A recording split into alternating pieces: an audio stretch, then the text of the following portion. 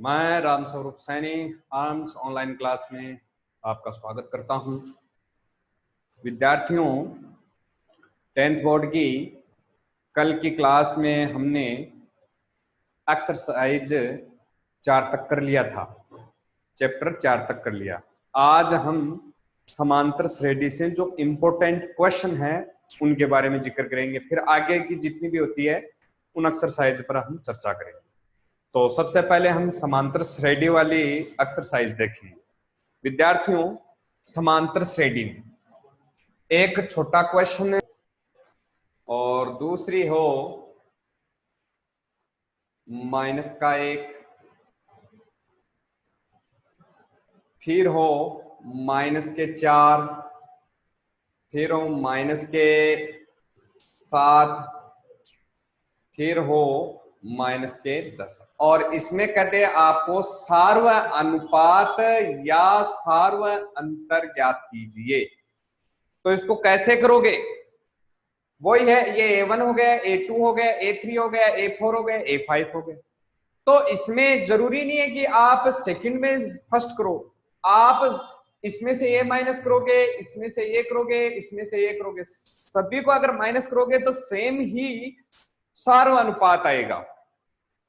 जैसे D निकलेगा A2 minus A1, D बराबर A2 कितना, वो -1 माइनस A1 क्या है 2, तो D बराबर -1 -2, तो माइनस दोनों ही माइनस के हैं तो माइनस में ये जुड़ जाएंगे, तो -1 और -2 कितने हो गए, -3 हो गए।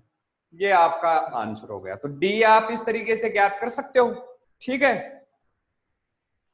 अब नेक्स्ट देखिए,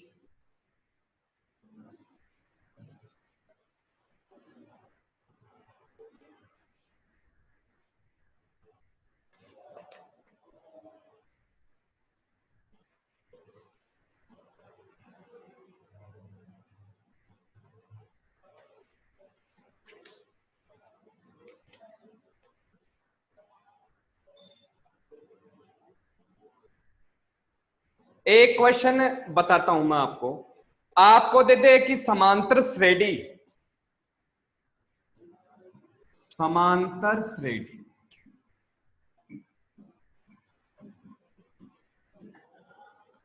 समांतर श्रेणी √2, 3 √2, 5 √2 का 18वां पद ज्ञात कीजिए।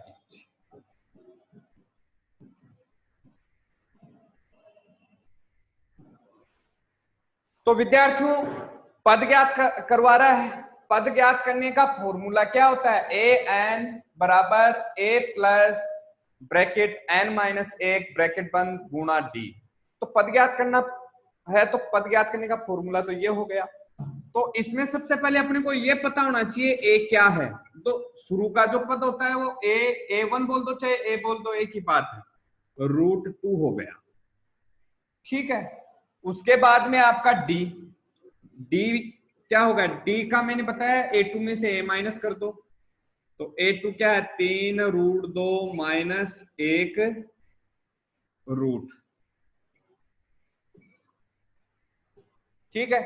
3 √2 में से माइनस का √2 किया तो क्या हो गया, 3 √2 में से 1 √2 गया तो कितना हो गया 2, ठीक है।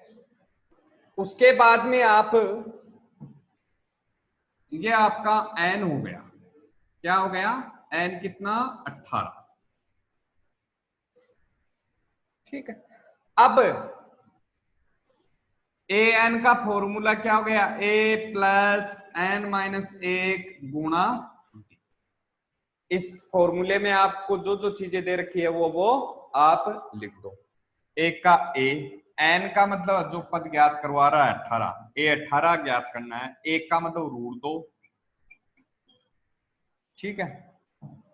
n का मतलब 18 -1 गुणा d का मतलब 2, a 18 बराबर √2 प्लस 18 में से 1 गया तो 17, 17 दूनी 34, तो ए 18 आपका क्या हो गया, √2 + 34, ये आपका आंसर। ठीक है, उसके बाद में थोड़ा अलग और देखते हैं एग्जाम की दृष्टि से कौन सा क्वेश्चन आ सकता है।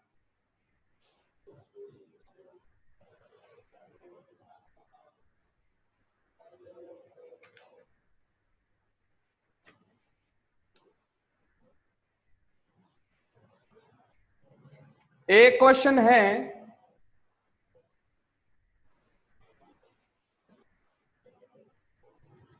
आपको ये दे दे समांतर श्रेणी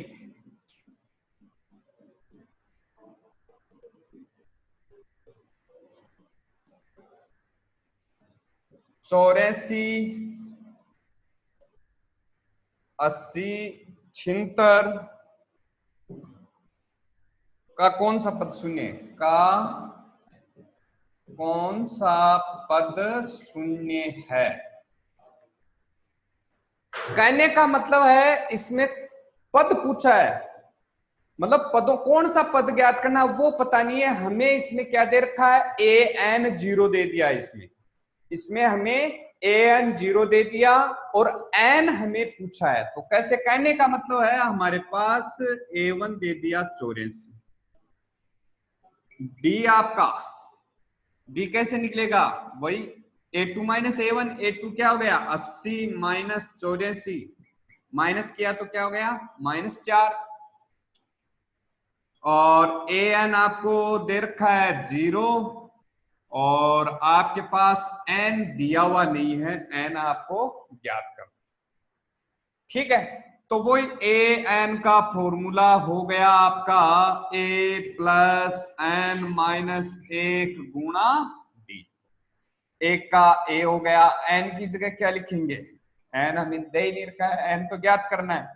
एक की जगह an दे रखा है 0, an की जगह क्या लिख दोगे 0 बराबर a1 कितना दे रखा है 84, n कितना दे रखा है, n हमें दे ही नहीं रखा है, तो n की जगह हम क्या लिख देंगे n - 1 गुणा d, d कितना दे रखा है -4।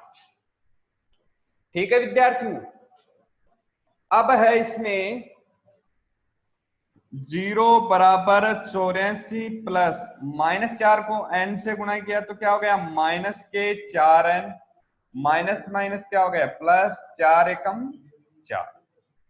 ठीक है, 0 बराबर 84 में +4 कर दिया तो कितने हो गए 88 -4n। अब पक्षांतर कर लो, प्लस के 4n माइनस के 4n इधर आया तो किसका हो गया प्लस के 4n बराबर 88, n वाली डिजिट यहां रह जाएगी, 88 में 4 का भाग दिया तो कितने हो गए 2, तो n की वैल्यू कितनी है 22। ओके,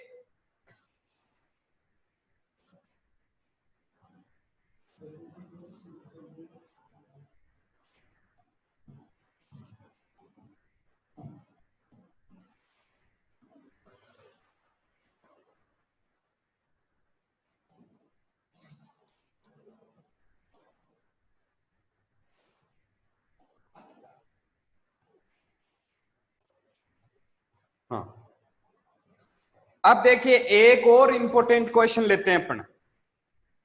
क्वेश्चन है समांतर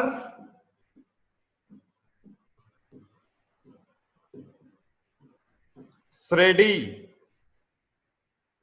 3 8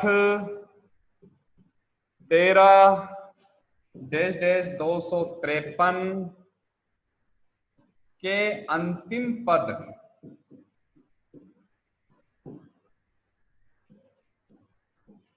अंतिम पद से 20वां पद ज्ञात कीजिए।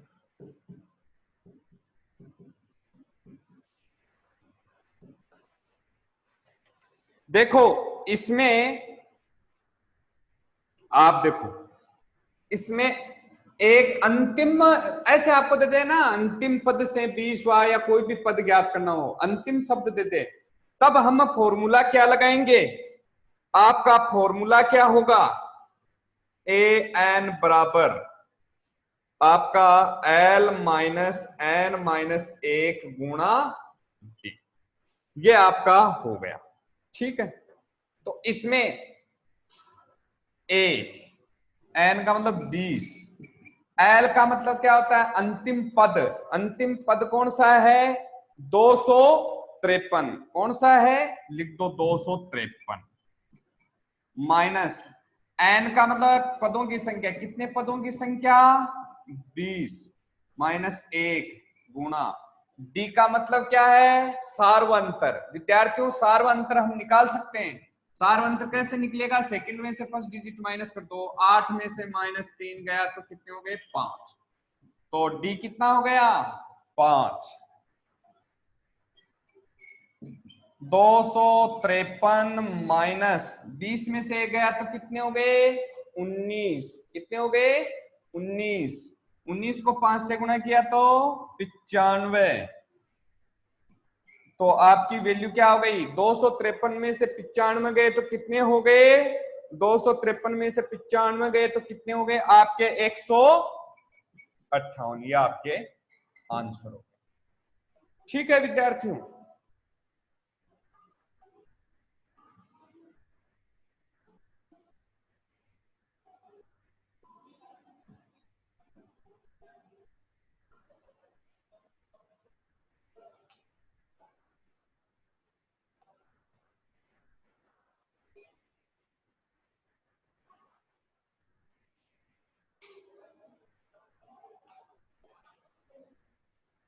अब है समांतर श्रेणी में पदों का योगफल।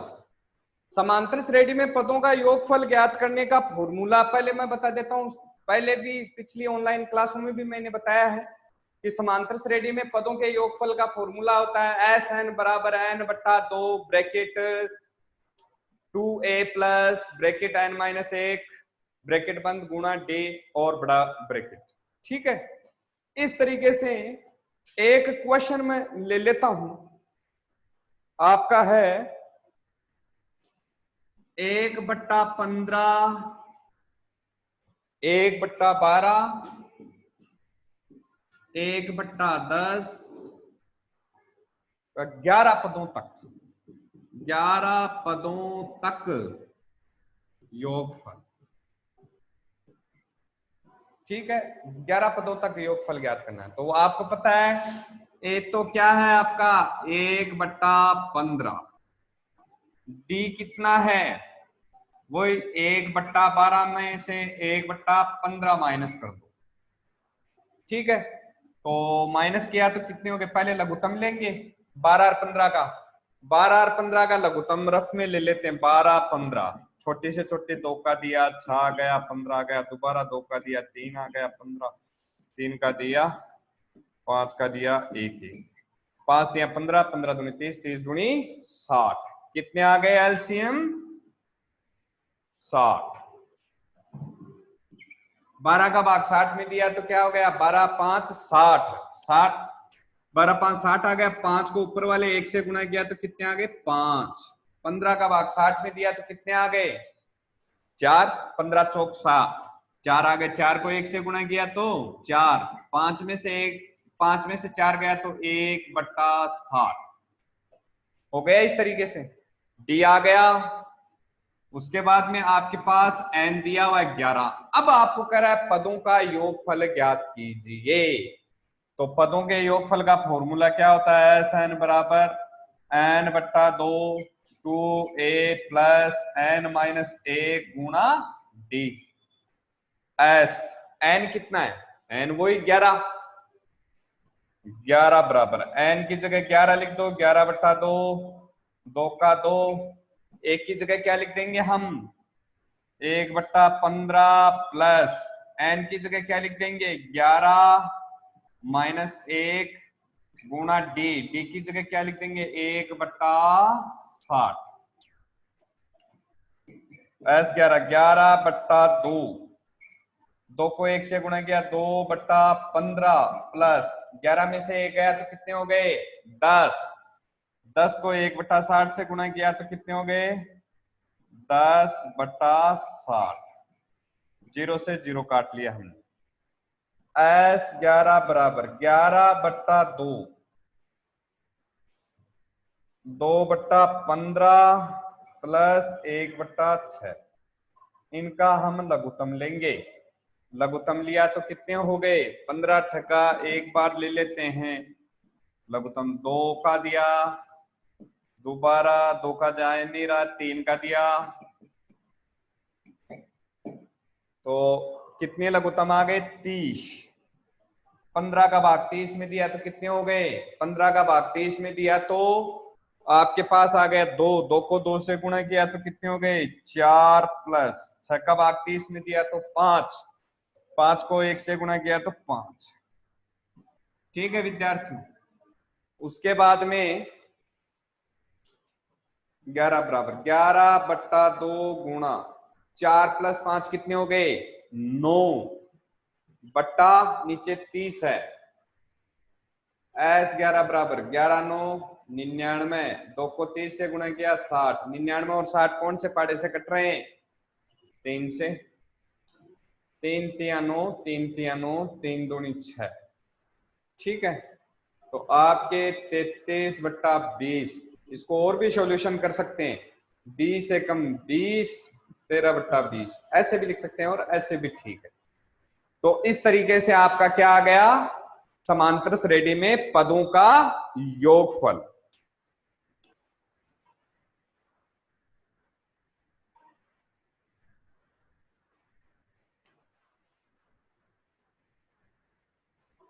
एक इंपॉर्टेंट क्वेश्चन लेते हैं, मिटा दें इसको।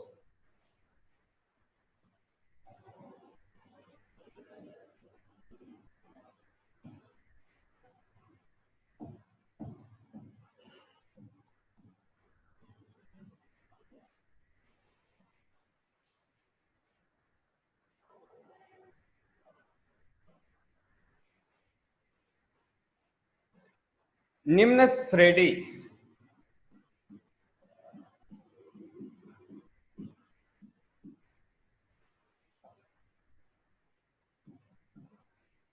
के पल्ले 25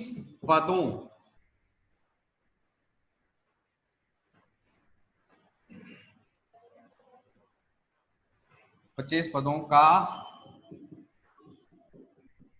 योगफल ज्ञात कीजिए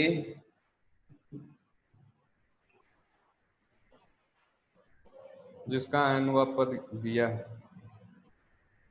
जिसका n पद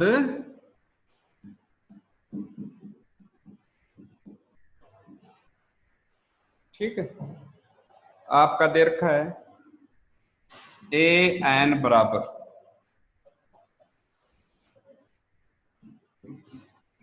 इस टाइप का ये इंपॉर्टेंट क्वेश्चन है। इसको कैसे ज्ञात करेंगे? देखो विद्यार्थियों, इसमें श्रेणी वैसे दी भी नहीं है, पहले तो श्रेणी आप ज्ञात करोगे। मान लो पहला पद 1 है, दूसरा पद 2 है, 3 है, तो पहले तो हम क्या लिखेंगे? n बराबर 1। हम n बराबर 1 रख के देखेंगे। ठीक है, तो आपका n की जगह 1 बराबर 7 का 7 माइनस 3 का 3, n की जगह क्या लिख देंगे? 1। a1 क्या आ गया आपका? 7 एकम 7, 3, 7 में से 3 गया तो कितने आ गए? a1 आपका आ गया, a1 आपका आ गया 4। इसी तरह से हम a2 ज्ञात करेंगे। एक बार पुश कर। अब देखो a2 कैसे निकालेंगे? a2 हम क्या, a2 निकालने के लिए क्या करेंगे? हम n बराबर 2 मानेंगे। n बराबर 2 कैसे मानेंगे भाई? आपका a का a, n की जगह 2 लिख देंगे, बराबर का बराबर, 7 का 7 माइनस का माइनस, 3 का 3, n की जगह वो 2। a2 बराबर 7 माइनस 3 दूनी 6, तो a2 की वैल्यू क्या आ गई? 1। उसके बाद में a3 निकाल देंगे। a3 कैसे निकालेंगे? अपन यहाँ पर n बराबर 3 रखेंगे। n बराबर कितने रखेंगे 3, n बराबर 3 रखने पर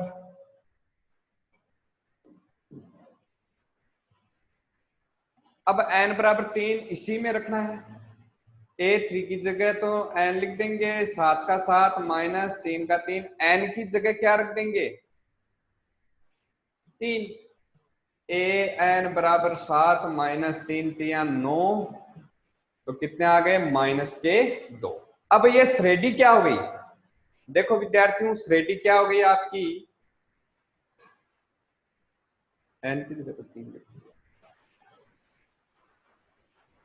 a1 तो आपका क्या आया 4, a2 कितना आया 1, a3 कितना आया -2, डैश डैश डैश करके कितने पदों तक का याद करना आपको 25 पदों तक। अब 25 पदों तक का ज्ञात करना है, तो आपका a तो 4 है, d आपका क्या करेंगे 1 में से -4 करेंगे तो -3 हो गए, n बराबर 25।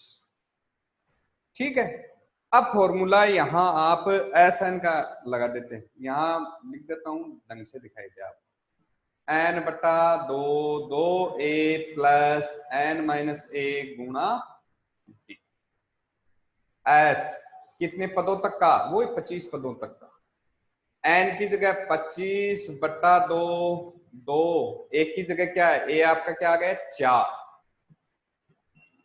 n की जगह क्या लिखोगे, n की जगह वही 25 -1 गुणा d की जगह क्या लिखोगे, d की जगह आपका आ जाएगा -3।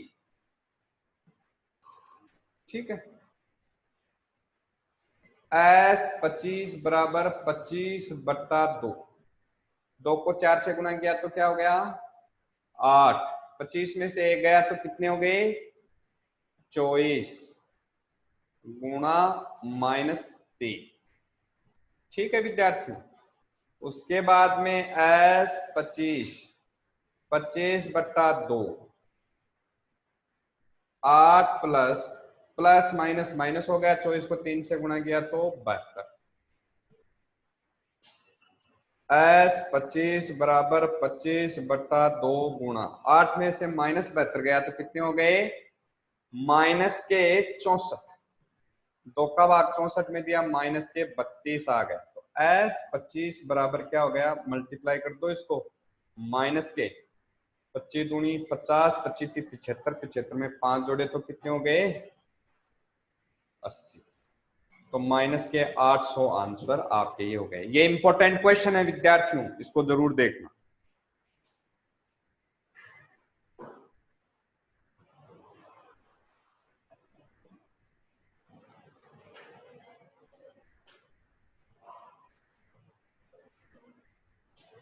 अब ट्रिग्नोमेट्रिक देखते हैं अपन।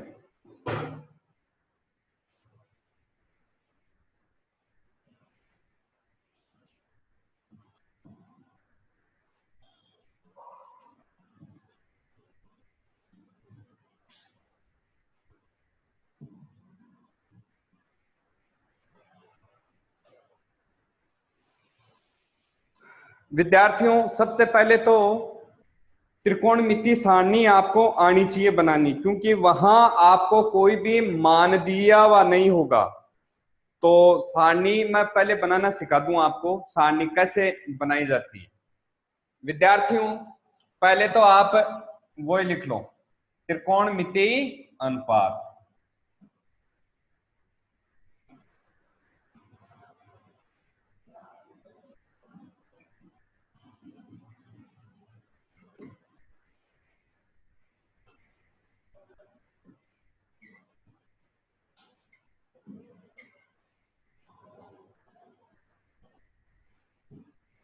यहां 0 डिग्री हो गया, यहाँ 30 डिग्री हो गया, 45 डिग्री हो गया, 60 डिग्री हो गया, और यहाँ पे 90 डिग्री हो। ठीक है, अब पहले क्रम से हम लिख देते हैं, ये साइन थीटा हो गया, कॉस थीटा हो गया,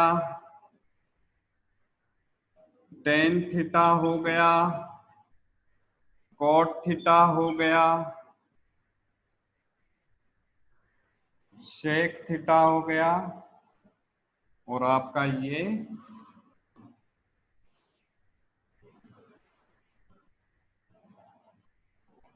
कॉशेक।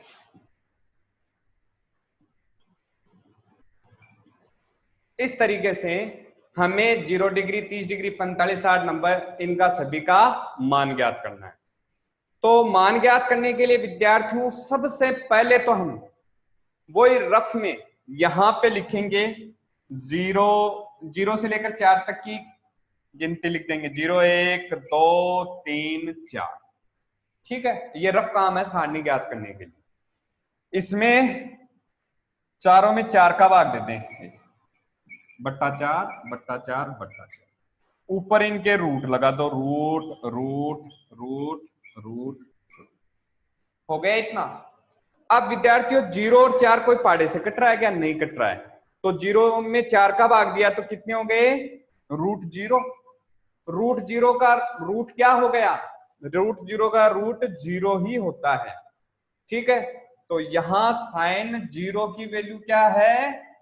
0 ही हो गई। फिर 1 और 4 कोई पाड़े से कट रहा है क्या? किस 1 से कट रहे हैं तो वो संख्या कोई 1/4 आएगी। 1 और 1/4 कोई पाड़े से नहीं कट रहा है, तो अब हम इसका वर्गमूल निकालेंगे। 1 का वर्गमूल क्या हो गया? 1।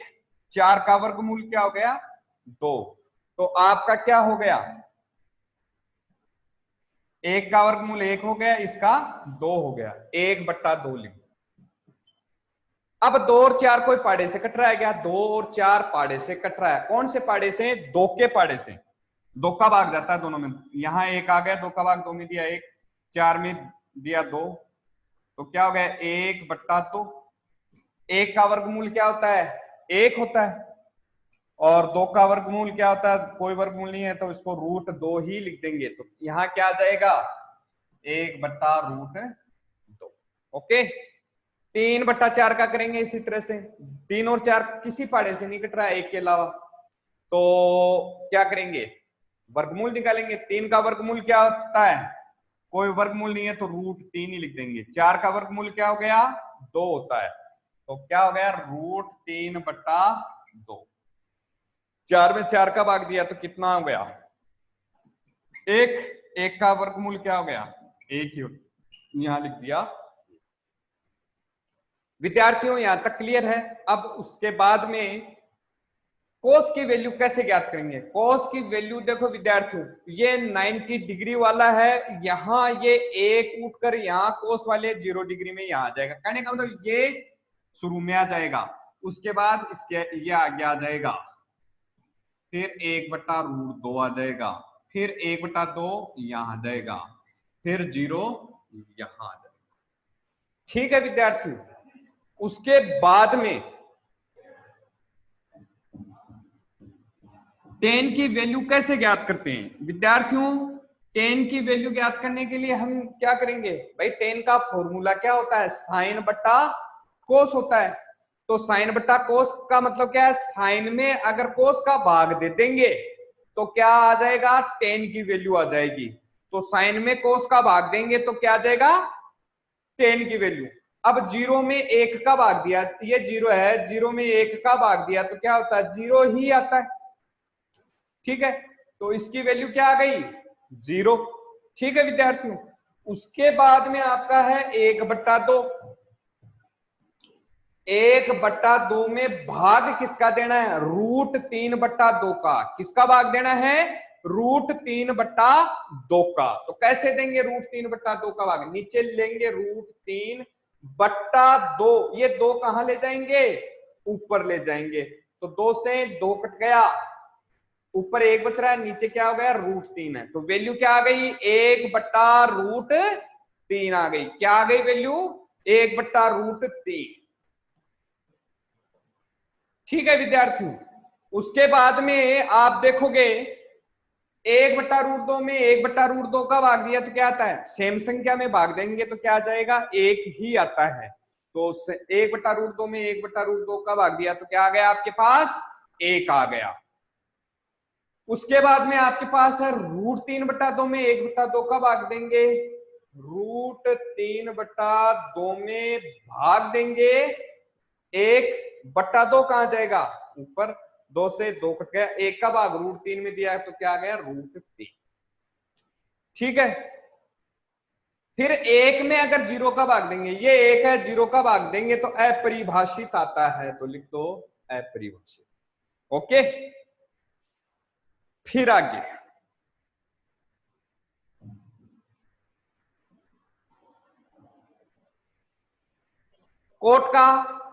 कोट की वैल्यू कैसे निकालेंगे? कोट की वैल्यू विद्यार्थियों, ये अपरिभाषित यहां आ जाएगा, √3 यहां आ जाएगा, 1 यहां आ जाएगा, 1/√3 यहां जाएगा, ये 0 यहां जाएगा। ठीक है, अब सेक की वैल्यू कैसे निकलेगी विद्यार्थियों? सेक की वैल्यू कैसे निकलेगी? सेक का फॉर्मूला क्या होता है? 1/cos थीटा होता है। क्या होता है? 1/cos theta. तो विद्यार्थियों अगर हम कोस की वैल्यू का अगर उल्टा करेंगे तो हमारे पास किसका मान आ जाएगा? शेक का मान आ जाएगा। किसका उल्टा करना है? शेक का मान लाने के लिए कोस की वैल्यू का अगर उल्टा कर देंगे तो शेक की वैल्यू आ जाएगी। जैसे 1 का उल्टा 1 ही होता है, लिख दिया। और कोस 30 का √3/2 है, 2 ऊपर ले जाएंगे, √3 नीचे ले आएंगे तो 2/√3। 1/√2 है, वो √2 ऊपर आ जाएगा, 1 का भाग देंगे सेम वही आएगी, तो 1 नीचे लिखने की कोई जरूरत आपको नहीं है। उसके बाद में 1/2 का उल्टा, 1 नीचे आएगा, 2 ऊपर आ जाएगा तो 2 हो गया, 1 नीचे लिखने की कोई जरूरत नहीं, 0 का अपरिभाषित। अब कोशेक का मान कैसे आएगा? कोशेक में ये अपरिभाषित यहां आ जाएगा, 2 यहां जाएगा, √2 यहां आएगा, 2√3 यहां आ जाएगा, 1 यहां आ जाएगा। दैट्स ओके, मिटा दें इसको। ये सारणी अब आपकी क्लियर हो गई।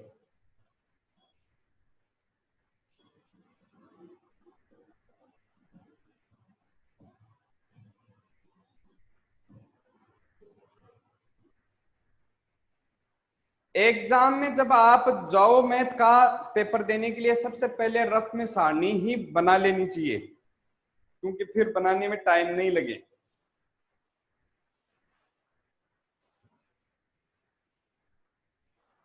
विद्यार्थियों एक क्वेश्चन मैं बताता हूं आपको, 2 sin 45, 2 sin 45 और cos 45, इसकी वैल्यू आपको ज्ञात करनी है। तो विद्यार्थियों 2 का तो 2, sin 45 की उस टेबल में देखना आपको sin 45 की वैल्यू क्या है। तो टेबल में देखने पर sin 45 की वैल्यू हमारे पास क्या आ रही है? sin 45 की वैल्यू हमारे पास 1/√2 आ रही है। क्या आ रही है? 1/√2। फिर cos 45 की वैल्यू क्या आएगी? तो सारणी में cos 45 को देखो तो क्या आ रहा है? cos 45 की वैल्यू 1/√2 आ रहा है।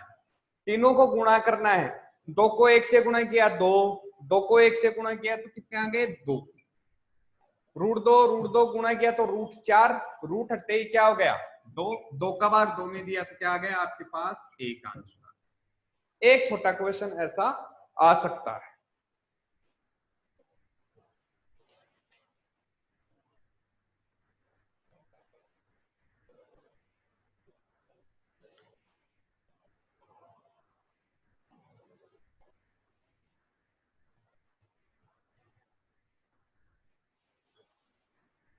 चलो एक क्वेश्चन और बता देता हूं मैं।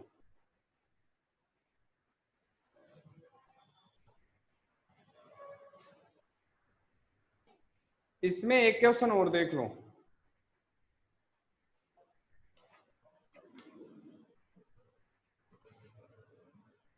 cos 45 degree, cos 60 degree minus sin 45 degree और sin 60, ये आपका दे रखा है। तो विद्यार्थियों टेबल अपने पास बनाई हुई है तो आसानी से हम इसका देख सकते हैं, क्यों ना? तो अब देखो आप, कोस का कोस 45 है, तो कोस 45 में हम देखेंगे कोस 45 की वैल्यू क्या है। टेबल में देखने पर कोस 45 की वैल्यू हमारे पास क्या आती है, 1/√2। क्या आती है, 1/√2। कोस 60 की वैल्यू क्या होगी, टेबल में देखने पर कोस 60 की वैल्यू हमारे पास क्या आ रही है, 1/2। साइन 45 की वैल्यू क्या है, टेबल में साइन 45 की वैल्यू देखने पर क्या आती है, 1/√2। साइन 60 की वैल्यू, साइन 60 की वैल्यू देखेंगे तो क्या आता है, √3/2। क्या आता है, √3/2। ठीक है विद्यार्थी, एक को एक से गुणा किया, एक आ गया, √2 को √2 से गुणा किया, 2√2 आ गया, माइनस √3 को एक से गुणा किया, √3 आ गया, 2√2। ठीक है, अब वो देखो एलसीएम ले लिया, 2√2 हो गया। 2√2 में 2√2 का भाग दिया तो क्या आता है, एक आता है, क्योंकि सेम डिजिट में भाग देते तो एक ही आता है। एक को एक से गुणा किया, एक, 2√2 का भाग 2√2 में दिया, एक को √3 से गुणा किया तो √3। तो आंसर क्या हो गया, 1 माइनस √3/2√2, ये आंसर हो गया। ठीक है, ये था। अब देखिए,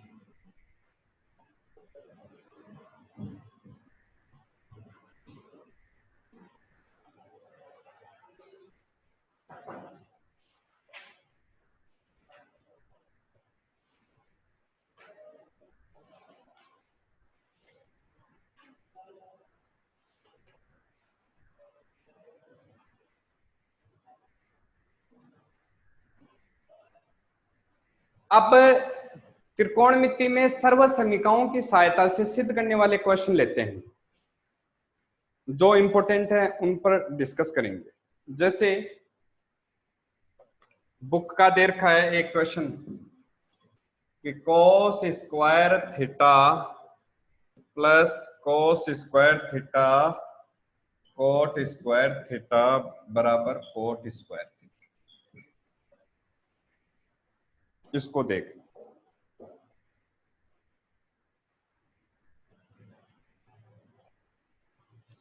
ठीक है, तो आपको LHS बराबर, लेफ्ट हैंड साइड है ये, ऐसा कैसा लिखा, cos square theta plus cos square theta और cot स्क्वायर थीटा, ये आपका हो गया। ठीक है,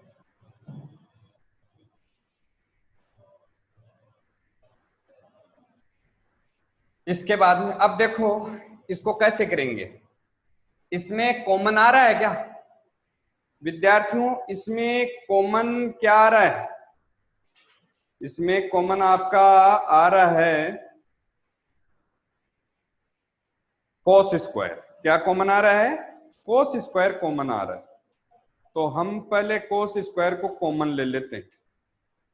ठीक है, कॉमन लेकर फिर इसको सॉल्यूशन करते हैं। ये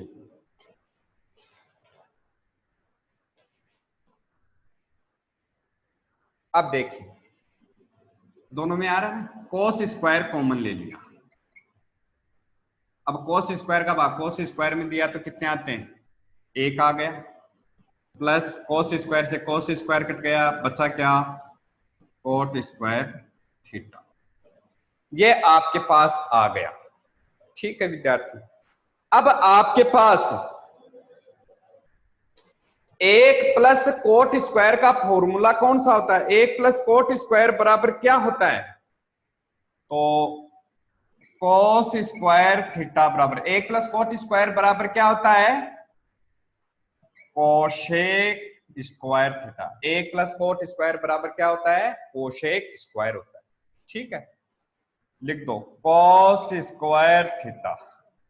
कोशेक स्क्वायर का फॉर्मूला क्या होता है, कोशेक स्क्वायर बराबर क्या होता है, 1/साइन स्क्वायर थीटा।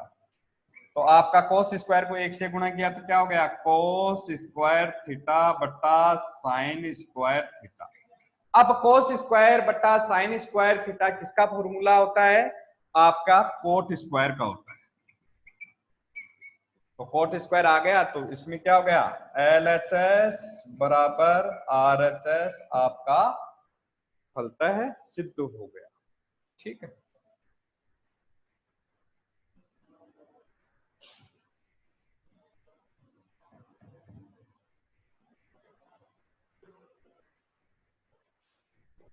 और सर्वसमीका वाले में ही और लेते हैं।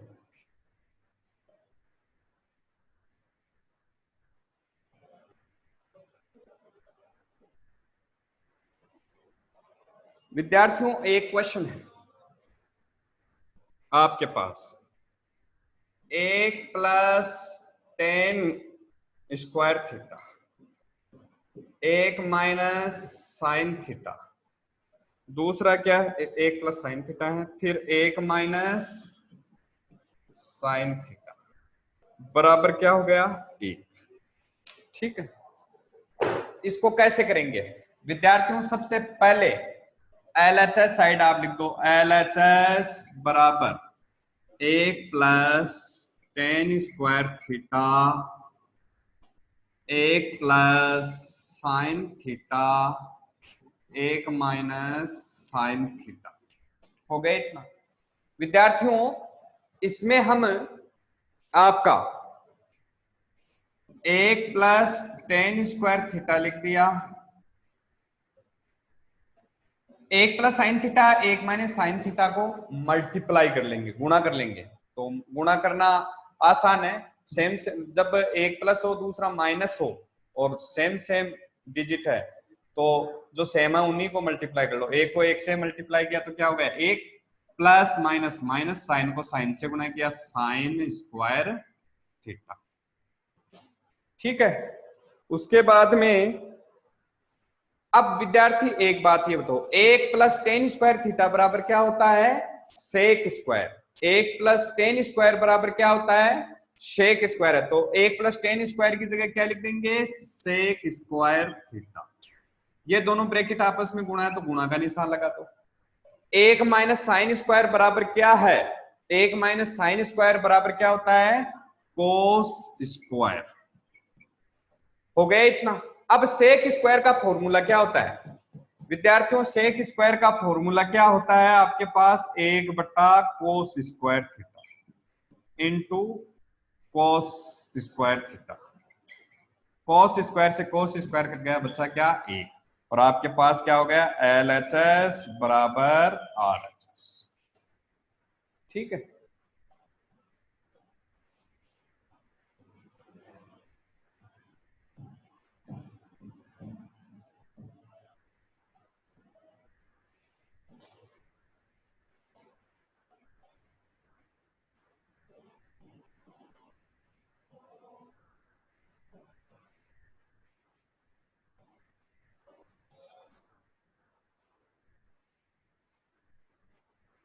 अब एक और इंपॉर्टेंट क्वेश्चन देखते हैं।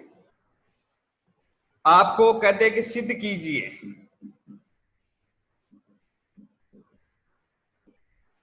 सिद्ध कीजिए 1+cos थीटा बटा 1 - cos बराबर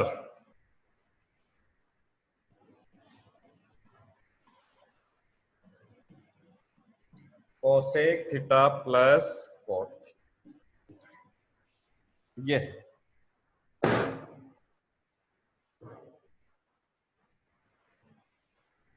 इसको कैसे करेंगे? पहले वही LHS बराबर लिख देंगे 1+cos थीटा, 1 - cos थीटा, इतना कर दिया विद्यार्थी। अब हम क्या करेंगे इसमें हम करेंगे नीचे वाला जो 1 - cos थीटा है उसका अपोजिट निशान क्या है? 1+cos थीटा को अंश तथा हर से गुणा करेंगे। तो 1 प्लस माइनस है तो प्लस cos थीटा को अंश तथा हर से गुणा करने पर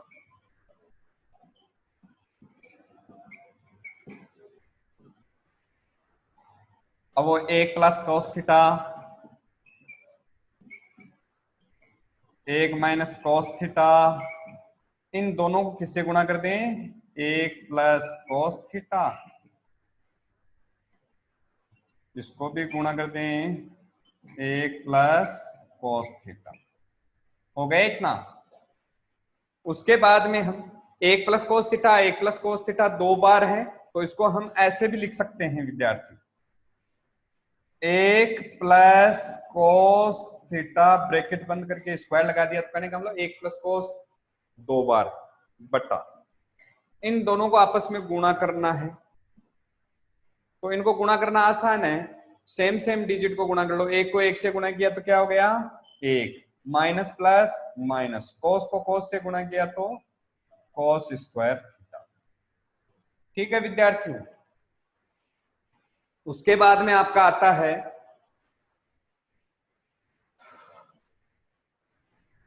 root 1 plus cos square theta बटा 1 माइनस कोस स्क्वायर थीटा। इसका स्क्वायर रूट निकालेंगे, वर्गमूल निकालेंगे, तो 1 प्लस कोस स्क्वायर है तो एक बार आ जाएगा 1 प्लस, चलो एक बार रुको, 1 प्लस,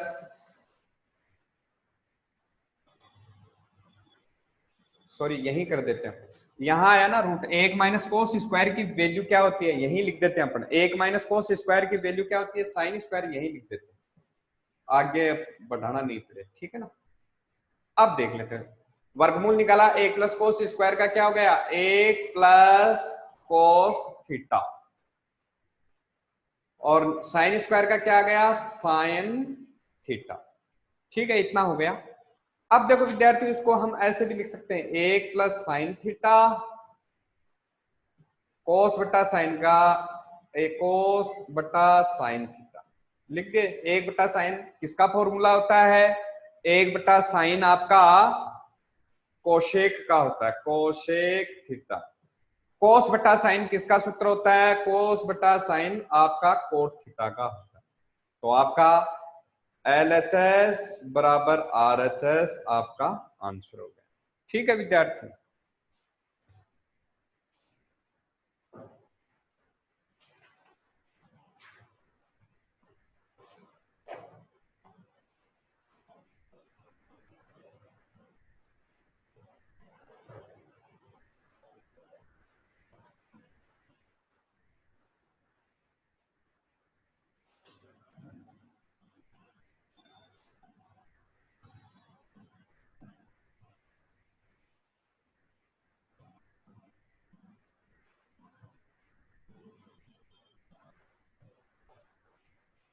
अब देखिए एक क्वेश्चन, इसमें सर्वसमीका से सिद्ध करने वालों में एक और इंपॉर्टेंट क्वेश्चन हम ले लेते हैं।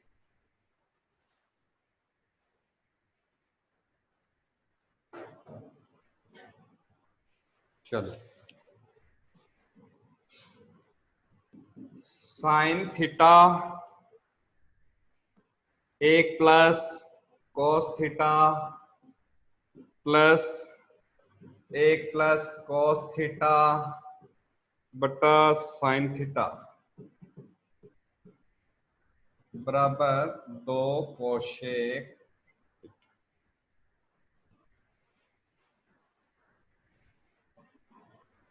ठीक है विद्यार्थी। अब देखो,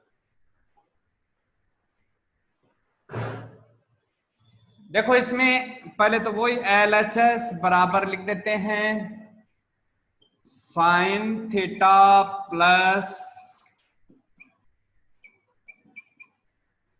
1 प्लस कॉस थीटा बटा साइन।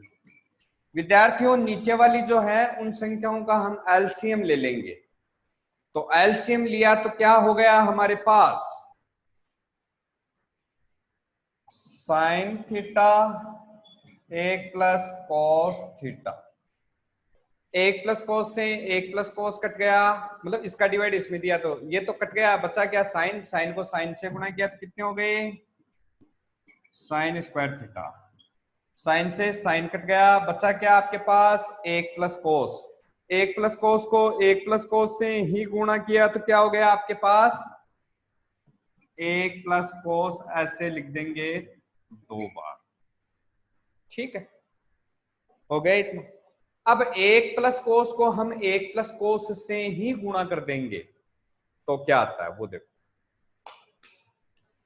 देखो साइन स्क्वायर थीटा, एक प्लस कोस को एक प्लस कोस से ही गुणा कर दो विद्यार्थियों। रफ में मैं गुणा कर लेता हूं, फिर कोस को एक से गुणा किया कोस थीटा, कोस को कोस से गुणा किया तो क्या आ गया आपके पास, कोस स्क्वायर थीटा। एक प्लस एक कोस कितने हो गए, 2 cos theta plus cos square. तो इनको गुणा किया तो आपके पास क्या आ गया, 1 plus 2 cos theta plus cos square theta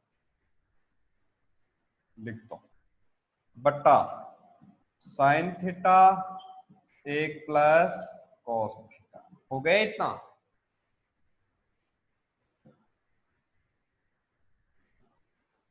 अब विद्यार्थियों एक है sine square plus cos square, जो सर्वसमीका है उसका क्या होता है योग, sine square plus cos square का योग होता है 1। क्या होता है, 1।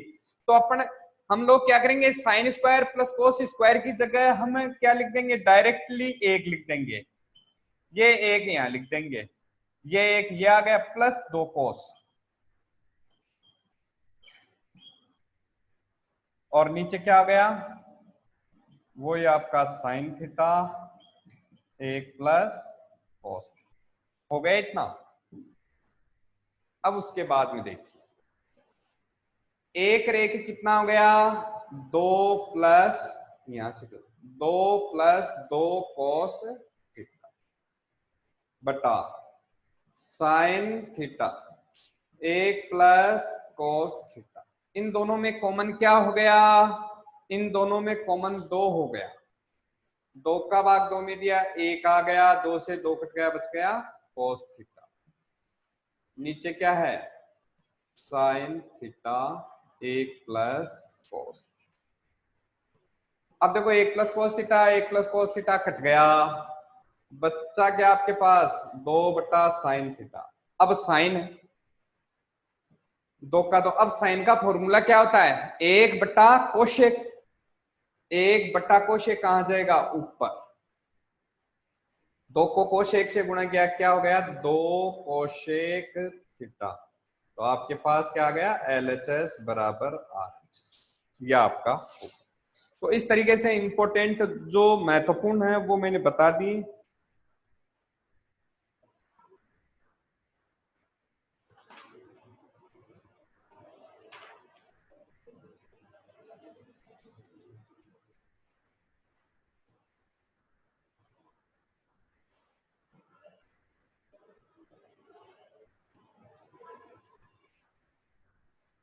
एक एग्जाम में इस टाइप का भी 1 नंबर का आता है, वो भी देख लो।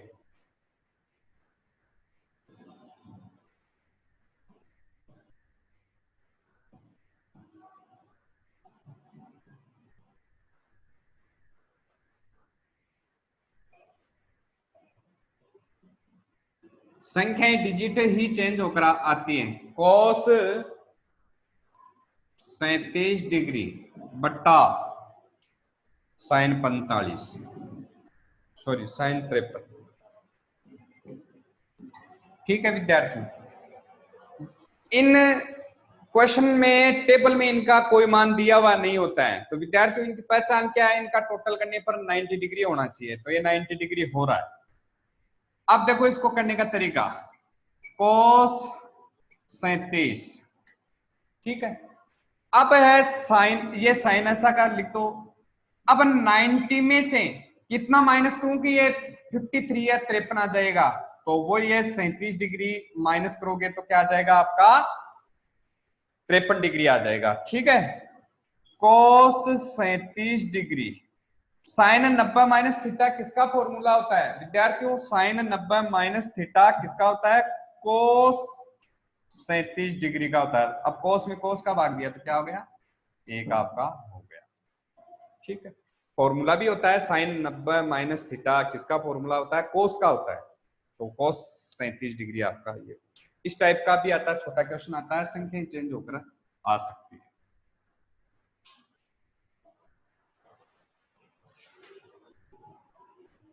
अब एक मैं 10वीं में देखता हूं, 10वीं में एक जो मैं बता रहा हूं उसमें से 100% क्वेश्चन आ सकता है, मतलब 100% की तो मैं नहीं कह सकता, 90% आने की संभावना है। 10वीं जो एक्सरसाइज है उसमें जो मैं क्वेश्चन बता रहा हूं उसमें से 90% इनमें से एक नंबर का क्वेश्चन आ जाएगा आपके।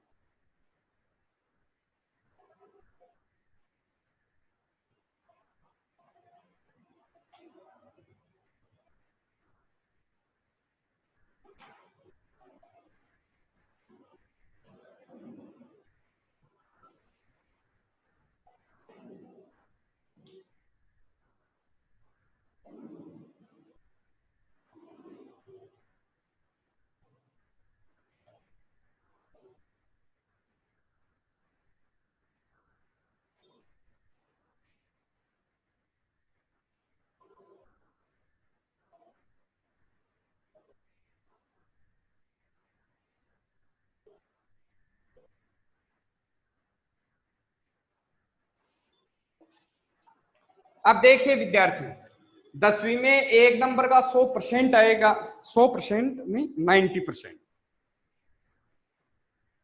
अब देखिए किसी त्रिभुजों के, ये कहते किसी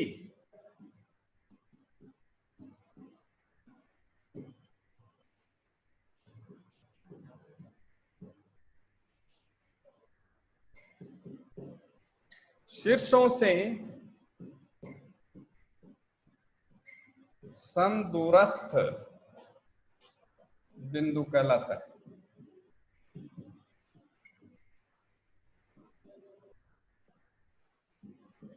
किसी त्रिभुजों के शीर्षों से समदूरस्थ बिंदु क्या कहलाता है, इसका आंसर होगा परिकेंद्र। किसी भी त्रिभुजों के शीर्ष है उनके समदूरस्थ बिंदु क्या होते हैं, परिकेंद्र होते हैं, तो आंसर ये लिखना है परिकेंद्र। ठीक है, उसके बाद में आपका आता है त्रिभुज का गुरुत्व केंद्र होता है।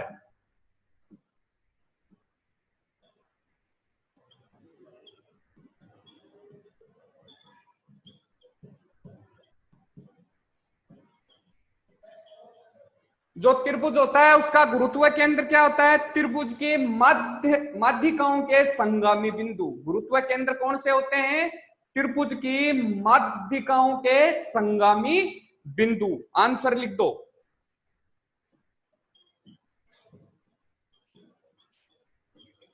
त्रिभुज की माध्यिकाओं का संगामी।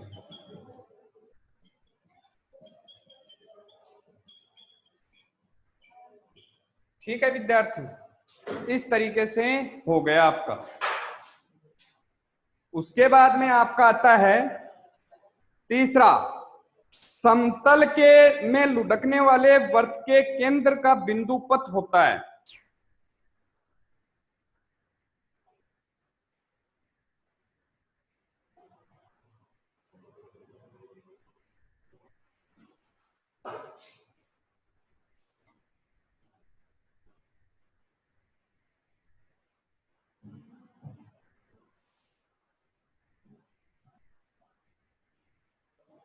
अब देखिए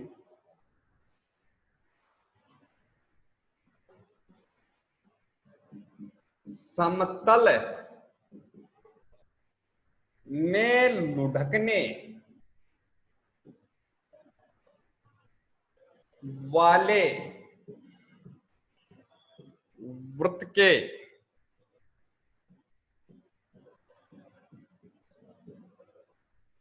केंद्र का बिंदु पथ होता है।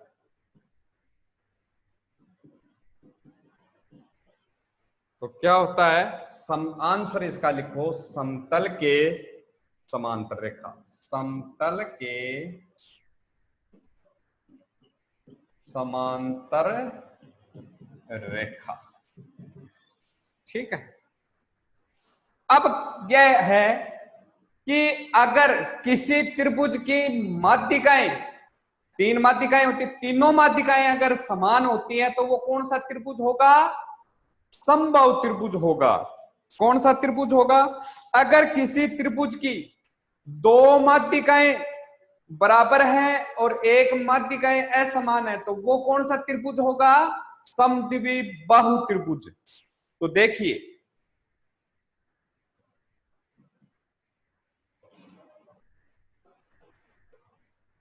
यदि किसी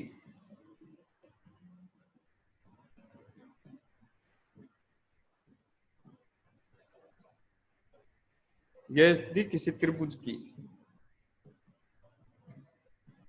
2 माध्यिकाएं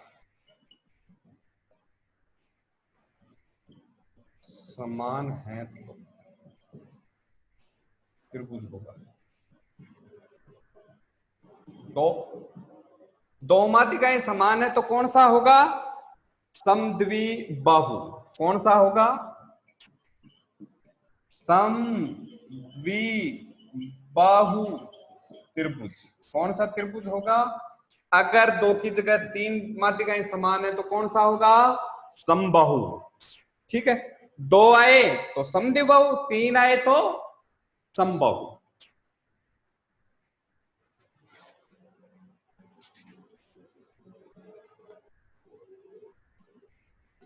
अब देखिए,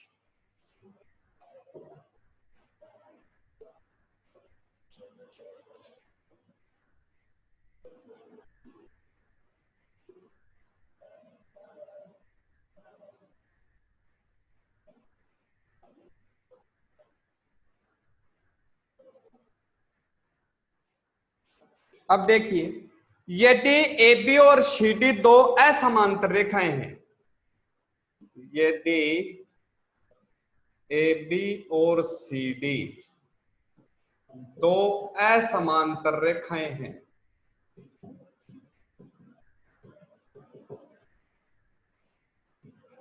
वो तो इनसे समान दूरी पर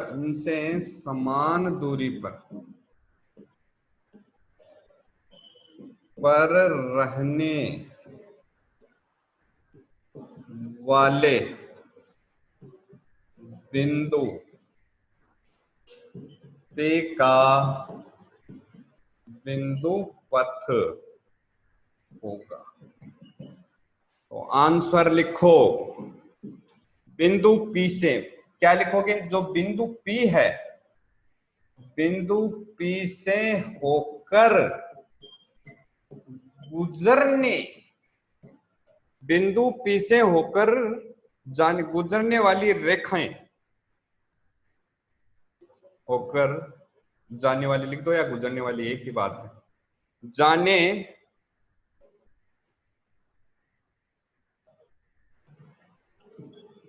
वाली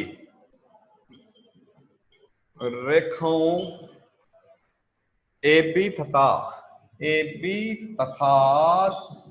CD के अंतरित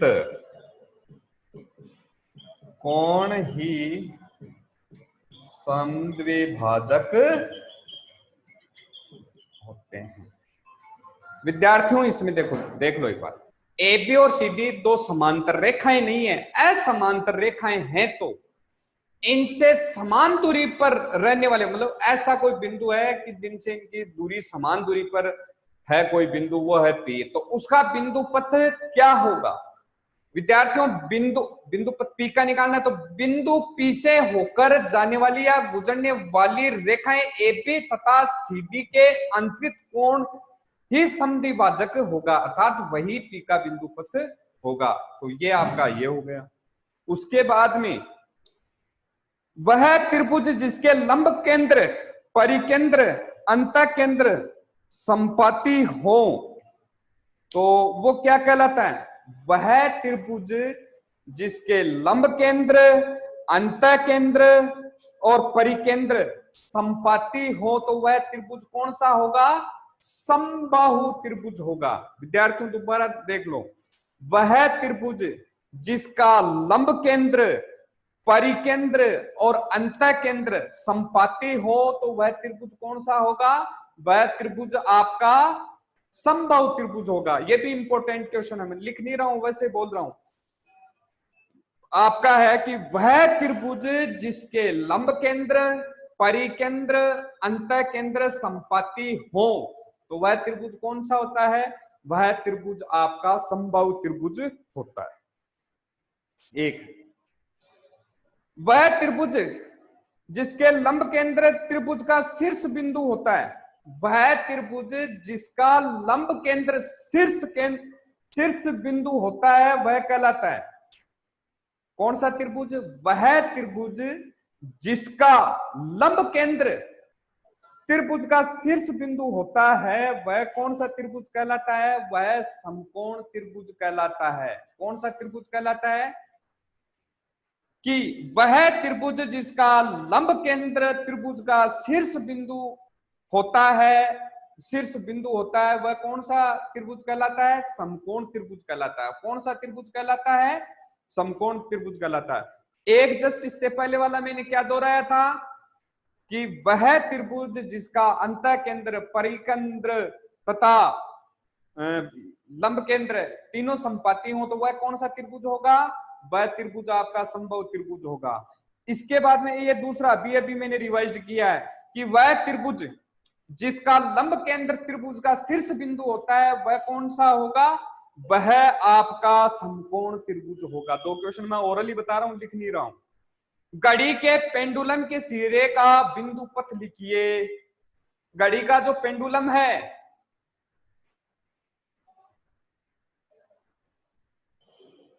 घड़ी का जो, मान लीजिए ये घड़ी है, घड़ी का ये जो पेंडुलम है कभी ऐसे ऐसे हिलता है, कभी ये इधर जाता है, कभी इधर जाता है ऐसे, तो ये क्या होगा? मतलब यहां से लेकर ये ऐसे दूरी तय करता है, तो घड़ी का पेंडुलम के सिरे का बिंदु क्या होता है? वर्त का एक चाप, एक वर्त का चाप। इस टाइप के का क्या करेंगे?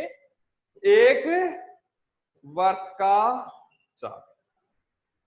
तो इन जो मैंने आपको लगभग 10 क्वेश्चन बताए, इनमें से एक क्वेश्चन 90% आपको एग्जाम में मिलेगा।